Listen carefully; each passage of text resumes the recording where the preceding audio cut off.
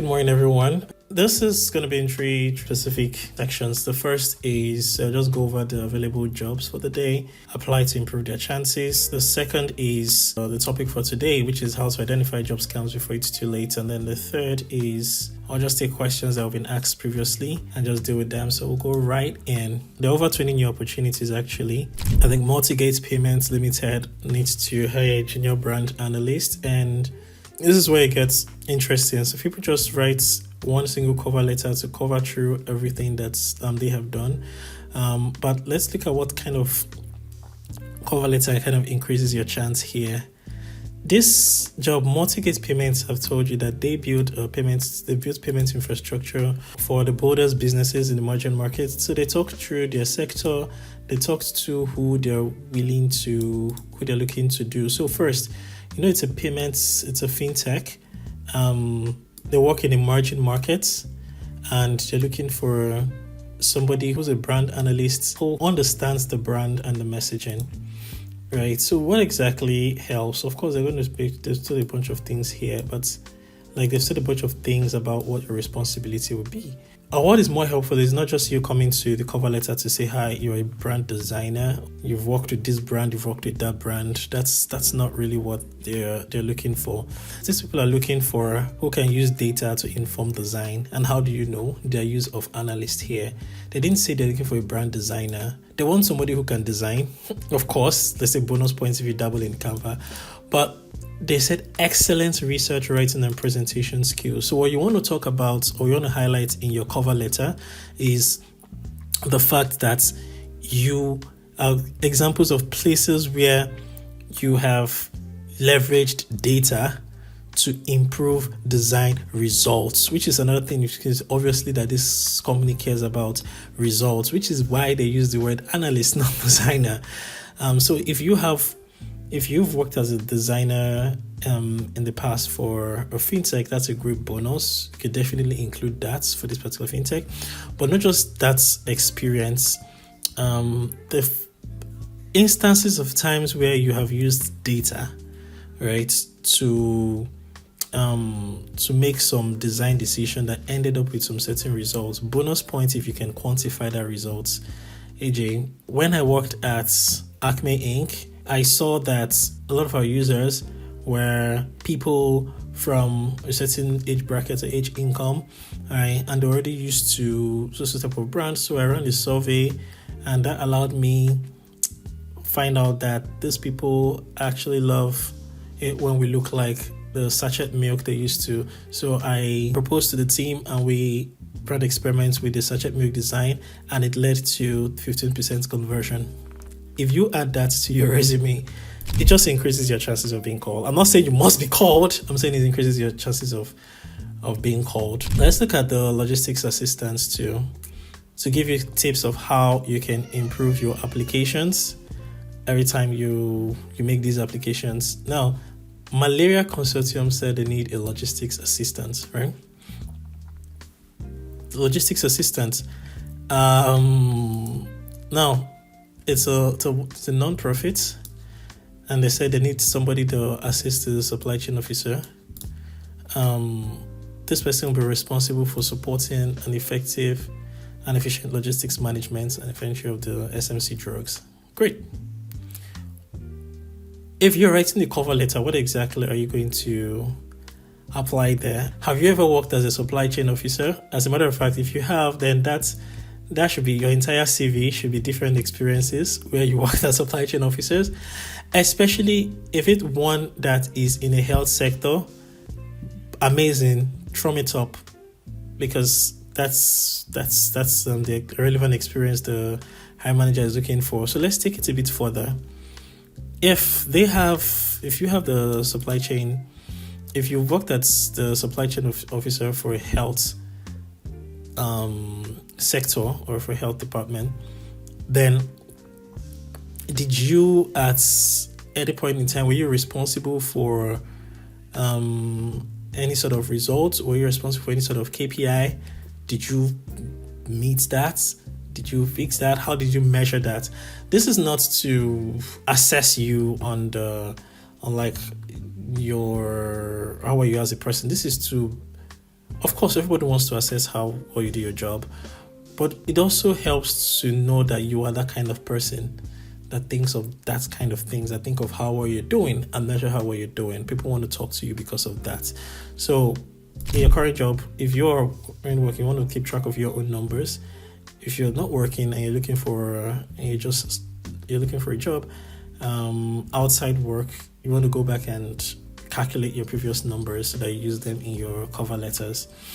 All right. I think we have space for just one more, and I'm going to choose process engineer at Dangote Group. So currently at their Wella plant at Edo, Dangote Group is hiring a process engineer, and they've put on the responsibilities to it. And they said, like, this person is really the person responsible for optimizing the cement manufacturing process to improve efficiency, right? So the role involves monitoring and analyzing the production process. So what you're looking for here is somebody who's experienced with production processes. So if you have experience in improving production processes anywhere, this is the time you want to trump that up in your cover letter, like how much production processes you've actually been exposed to, how many of them you were personally involved with analyzing and improving. If you've improved any, what were the results of the improvements, right? Bonus points if you wrote about it somewhere, if you're written about it, people want to see that, right? So you want to jump up that, hey, I worked at so plant. Now, because it's Dangote, you're talking scale. So the hiring manager would also be interested in the scale of the factory. How large was this production process? What was produced? Like how many, like what was the input, what was the output materials, what was the raw materials, what was the finished goods? What was the scale of that process in the first place? Because if it's Dangote, then it's likely a very large factory, and I want to make sure that is somebody who's already conversant with large processes. If you don't work with large processes, then you want to really trump up the one you've done to show that, hey, the process I worked with wasn't very large, but I really understood it and I really optimized it, and here's the results I got. It just increases your chances. We'll just move over straight to this, how to identify scam jobs before it's too late. Unfortunately, people are getting a bit more creative. I think we wrote a newsletter earlier on this, but we still got another report that necessitated this thing going out because it's just becoming a lot worse, right? So we'll run through a few things that are a bit obvious, but maybe not so obvious. And then I'd like to hear one or two people's experiences just on any specific one. If you want to say anything, just hit your hand icon, right? So just know that you want to say something. So feel free to interrupt me anywhere. Just put your hand icon and I'll get to you. At least I hear it. So yes, we're not going to answer the why are job scams common question. I think greed necessitates all scams, so we're not going to go into that. Let's just go straight to the red flags. There are some very obvious ones, of course. Jobs asking you that you would pay money. It just reminds me that a Sophia song that you bring small money before I bring it, right? People asking you to pay before they do anything. It's likely that I don't see any company and the world who would tell you that you're going to pay for their training on an application. Now, there's a caveat. People run paid training internships, or people run paid programs. Any job that is running a paid program will advertise it as such. Nobody is going to tell you that this is a job and then you get there and they'll tell you, no, you're going to pay. If it's not going to happen. If it happens, it's likely a scam. Just go. Don't even bother with the specifics, right? And the second one is people who are not upfront about the details of the role, right? This is especially why it's hiring or just reading stuff like off social media that doesn't have any job page or anything is a bit dangerous. Of course, there are people who have gotten hired off social media, like, hey, I'm looking for this, and then just hire. When people use their personal profiles on social media, it then boils down to how much you trust the person who's doing it. But if you don't know the person, or it doesn't feel like a figure that is trusted on social media, you want to stay away from that, especially if they don't link to a job board like XDeputy or Jobman or something there where you can see the actual job details. And the third is, of course, if this thing is too good to be true, right? Somebody sent me a job. The job application was a content writer, and they were paying $3,000 or something in Nigeria. And the person had created the job, and we're just supposed to wait to publish. And that was the approval process. So one of my team said, like, hey, how was this? And we tried to look up the company. We couldn't find anything about the company. We couldn't find anything about the people. So, of course, we did not publish that on XDeputy. We tried to reach out to the person, and the contact details were shady. So, no. When it's too good to be true, you want to dig in a bit further. Don't let greed take over. The fourth is, yes, interviews over WhatsApp and Telegram. So it's people interview people on Zoom, Google Meet, or in person, right? If a person creates a Google Meet link, you can go back and find who created that link. That's why scammers will likely not ask you to come on Google Meet, except, of course, they use a shady email address, and then you can always see that, which is the next thing within their suspicious email domain. So you want to make sure that someone is not trying to interview you over WhatsApp or Telegram, except you know that person beforehand. And then if they are, make sure they use a domain, an email domain that is valid, is a real domain. All right, don't let people use shady domains to try to interview you. Most recruiters would not use an @gmail.com or outlook.com or something for a brand that is known. Most recruiters would not. As a matter of fact, no reputable brand would allow the recruiters use that. People have company emails. They should use company emails. Also, you want to look at the company email very well to make sure that they're not changing something, right? Then the sixth one, which is what most job scams are always known for, is giving you pressure. You have to act now, right? They're giving you this spot. If you don't do it now you're going to lose it. No, it's just a lot of pressure into like now. No. There are times when hiring requires that, yes, but just let it make you a bit suspicious so that you dig into what's going on, all right? And then the 7 is like poor grammar and spelling.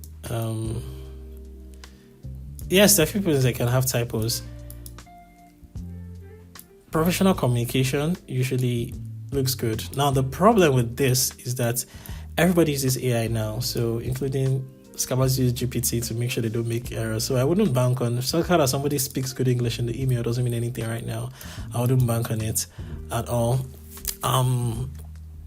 So what are you supposed to do? Well, I think the first thing is to Google the company, check for them plus scam. I think that's one reason why I want to start our own forum where people can talk about these things. But also just Google the company and see what people are saying about them. And if they scam people before, you would see it. All right. Then the second one is check their websites. Like legit companies would have some company presence online. You want to look for who's worked with them, what the team members are, what the social media pages are.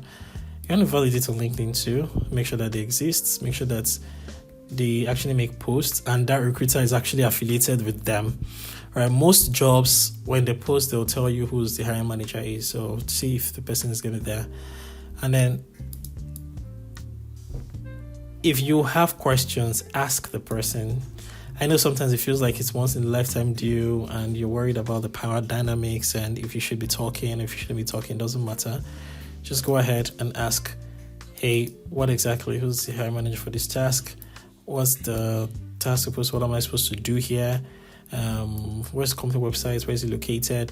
We had a client, I think it was 2 weeks ago, who was based in a different part of Nigeria, who actually sent somebody to come verify XDeputy's office location before they can start working on them. So if clients are doing that, why not you too? Right? Don't be shy to ask for the details. Right? And always leverage trusted platforms. Right? Other platforms will do the job for you. Right? Like the tasks that we show on like XDeputy jobs are definitely from trusted people because we verify those people. So you want to leverage that. And then people who don't interview you just give you a job.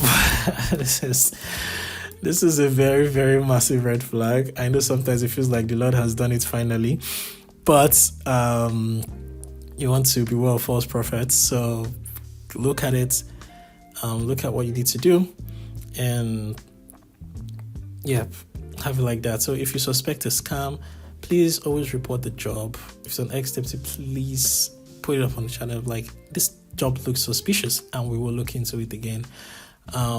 Just don't entertain people, block the contacts, because there was somebody whose WhatsApp was hijacked. He identified the scammer, but he wanted to do this thing where you play with the scammers. The problem was that he didn't even know that one of the messages that he sent was sent to him was malicious. So he opened the message and then he was actually hijacked. So like, you knew you were going to be scammed, but you still got hijacked because you wanted to entertain the person. Just block the contact, don't use. And then warn others, of course. Don't share anything personal information. That's a huge red flag. Please do not share anything personal information. We pray this job list to just make you go through, help you go through and say that yes, if everything checks out well, then you're good. And last things, hope is the main thing people pray for. And hope is what we have when everything else is lost, right? But don't let people use your hope to then end up scamming you. All right, I have spoken a lot. I'm gonna pause here. We've spoken about like tips to apply for the jobs that we had available, or a few jobs, and then if you wish to identify this is before it's too late. So I'm going to pause here. Does anyone have an experience I want to share on any specific part or something I want to add to the conversation before we go? I think for me, I realized it on time because it actually felt kind of weird. First of all, it was like the employer was like cold calling me, which we rarely see. Like sometimes you wonder, like, you did not even apply for this job, like why is this person texting me? And the next thing they're telling you something like they're going to pay you like, so like first of all, it's even something like, oh, we got your application and we can see that your application fits into the role of customer service, videographer, computer engineer. And I'm sitting there and I'm like, what's happening here? What do you mean by computer engineer? That's not even in my CV. I'm telling you, we're going to pay you like $12 per hour. We just need you to click on the link below. And one thing that I usually detect is the email doesn't even come with a company email. You find them messaging you with like a personal email, so@gmail.com, knowing fully well that it should come with like a company email. So like all these things just seems like really sketchy. I think that was like, for me, I just know, like I just realized that this thing is not working. It's not you. And most times they talk about like the $12 an hour thing, so that it then picks your interest and it makes you want to just throw caution in the wind and try, because you'll be like, what can they steal from me? I don't have anything. Well, there's nobody that doesn't have anything. Sorry, you do have your identity, and there are times when people have stolen up people have been arrested for something they have no idea about because somebody stole their identity and used it to perpetuate a crime. So there's never a time that you say you don't have anything, or you don't have any identity. Anita, you wanted to say something? Well, I think I've had similar experience, but mine was, I realized it so late. And after doing numerous jobs, and I ended up finding out that it was all scam. But I would say I lost something, not financially though, but my time, my energy, So use social media now on Thread. Tell you typing job, $2,000 per how many pages, submit in 3 days, and all that. I was like, this thing is too good to be true, you know. So once you key in, they will always refer you to their Instagram, and then they tell you click their link in their bio, and refer you to their Telegram. So that's where I just, you know, said, oh, this thing is not really true. No official. Absolutely. Yeah, they'll keep contacting you, making you feel relaxed, making you feel that all is well and all that. But once you're done with the job, your attention is just. So that was my experience. I like the fact that you pointed out that particular chain where they would always lead you from the message to a Telegram or WhatsApp or something.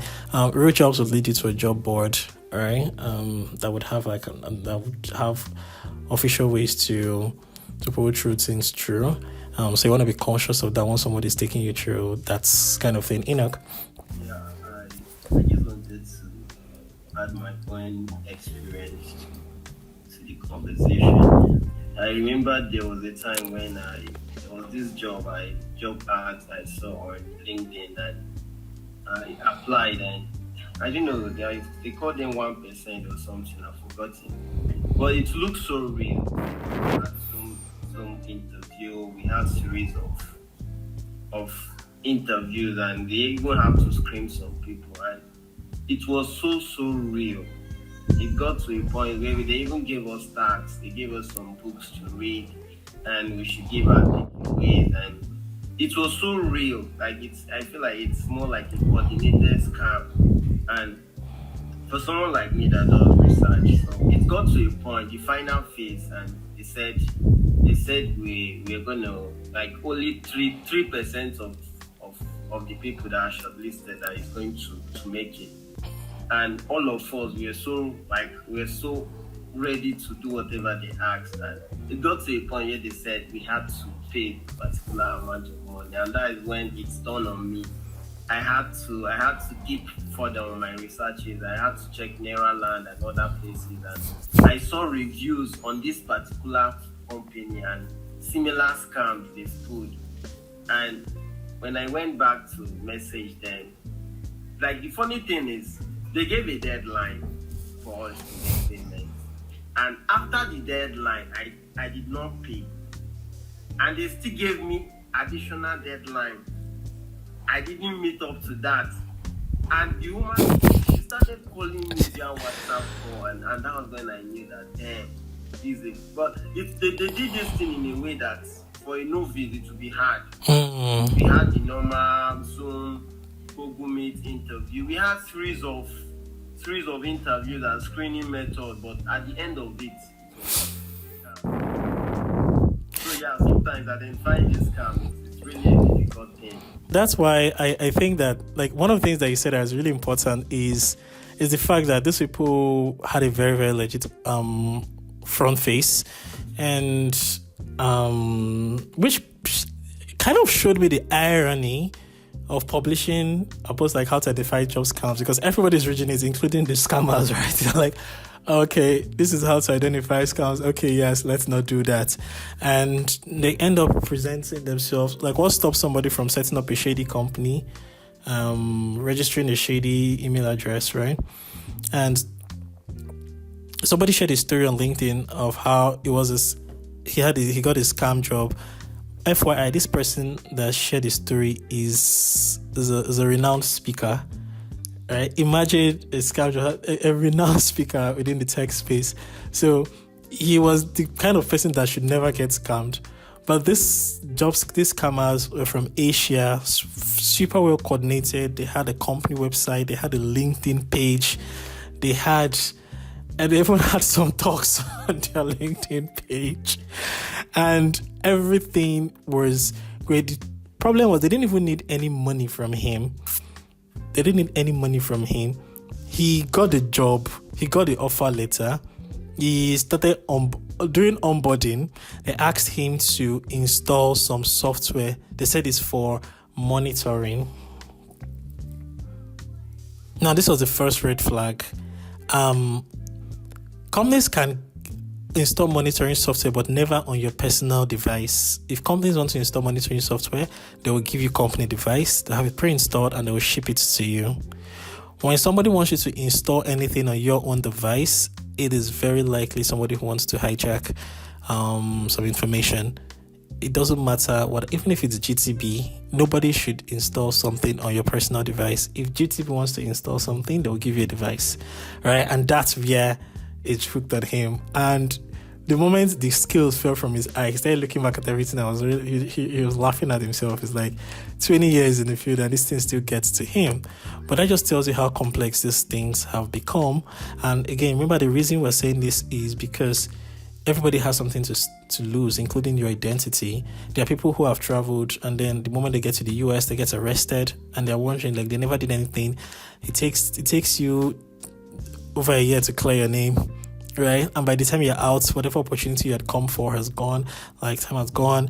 Sometimes it takes you even longer to clear to expunge that arrest from your records. That means all through that period, you cannot even get a proper job. You're hanging, it can be very devastating. So that's why it's on everybody to protect your identity and like don't fall for these things. I think thanks so much for adding to this. Glory, Enoch, Anita. Does everyone want to try something last before we conclude this? Let's see what I'm doing. Oh, we're not doing so well in time. We're already out of time. Okay, Chris, just you, and then we'll go. I wanted to talk about experience with scam jobs because I wanted to see something from my network crypto initially. Okay, please go ahead. So the one I had it was actually a legit company. You cannot believe it. United Nations. Actually, but the scammers use United Nations website. Federal Agricultural Organization, a sub-branch of United Nations. Suddenly, the person came to me and I was able to identify that, okay, don't make this payment. Because they said in the UN side, there is a certificate that is the safe certificate of UN employees if they are going to all those high-risk areas. That is a legit certificate. The company, the FAO told him to go for that certificate that he must present it during interview. That is a free certificate. Then there's another QDEF certificate, that's their scam certificate. That is over $200 that you pay to get that one, and you can only pay through crypto. So when he came to me to make the payment, I said, okay, what do you do? I said, no. We now started going back on LinkedIn. FAO even put a disclaimer that they are not recruiting, especially not in Nigeria. I showed him, and I said, no, they will even give something offer letter. He showed me remuneration, everything. That because of the payroll that I saw there was 1.7 million per month, and he said, no, what is 200,000 to get 1.7 million? I tried my best to convince him not to, but he still paid for the crypto, and he came back to me 2 weeks later that after payment, when he showed them the certificate, they stopped sending him message. They've gone. There's any way to recover his money. Crypto, there's no. Once you've entered that space, money gone is money lost. So that's just what I wanted to do. Those kind of people can use and then they are big. The lady is to pull you in. Absolutely. To say, okay, yeah. Absolutely. And when you now put your leg in totally, you'll now do what is in your mind to do. So I just say, let me share this out there because I just remembered it, and this was not even up to a month ago. Oh, wow. Yeah, so that's also what triggered the blog post. We got another message on this kind of, people don't know how bad it is. A job seeker spending over $200 right now is a lot, right? And he might even have borrowed it, so that's really devastating on his end. But that also shows you the power of greed. And I think people underestimate greed as a concept, and it's almost like, oh, it can never happen to me until it happens to you. Like, oh, wait, shit, I thought I was wiser. But the same question the person asked you, which is, what is $200 to get 1.7 million? It's the same question. That's exactly how greed works, right? But when the scale of greed falls from your eyes, it's kind of easy to see. If you were not greedy, it's kind of easy to see. And the reason why it's easy for you to decrease was because you're not even in the line of fire. You're not in the line to benefit anything. You're not, so it was easy for you to look at it objectively. But to that person, you quickly became a stumbling block. Who is this person that wants to stop my progress from me? So it was good experience to themselves so that they don't say you stopped their destiny. And on that amazing story note, we're going to end this with the final caution. Just everyone, just be vigilant. your neighbor's keeper. If you see something, definitely say something, because jobs are hard to get. Job seeking is very difficult as a process. It takes a lot of consistency. It takes a lot of push. It takes a lot of grit. It takes a lot of self-motivation to pull through. It's really hard enough on itself that we don't want to add an extra thing like getting scammed. All right. So thanks so much, everyone. See you later. Bye for now.